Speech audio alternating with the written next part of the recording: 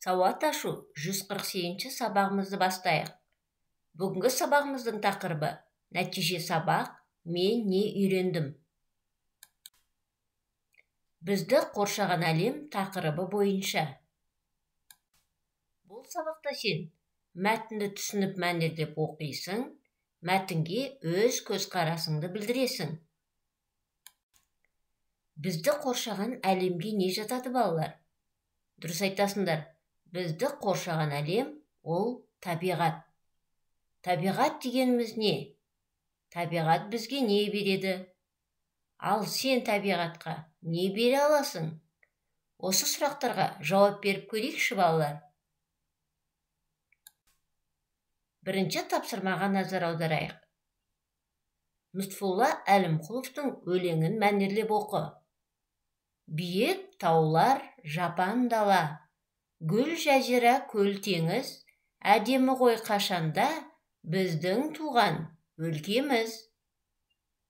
Балалар, өзің тұрған жердің табиғаты туралы әңгімеле.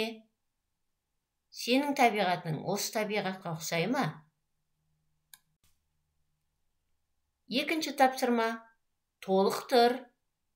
Бос орынға керекті сөздерді жазайық.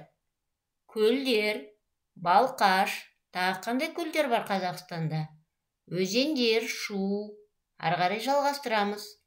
Таулар, Алатау. Жалғастырып, қатесіз жазайық.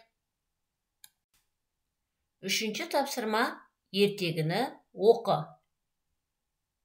Күн, ай және жұлдыз үшеуі келе жатып жолдың жиегінде отырған баланы көреді. Иә балақай, кімді күтіп отырсың деп сұрайды үшеуі.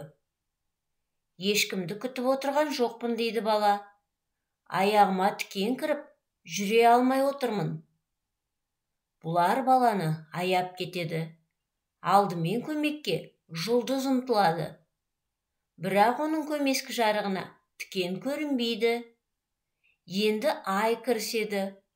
Ол да тікенді ала алмайды.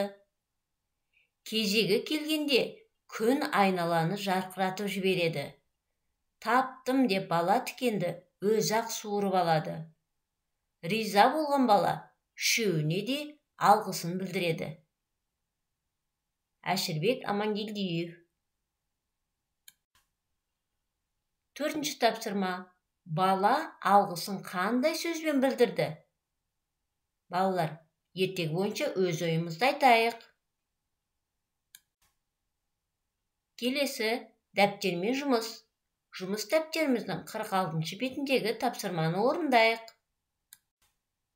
Жарайсың, іске сәт.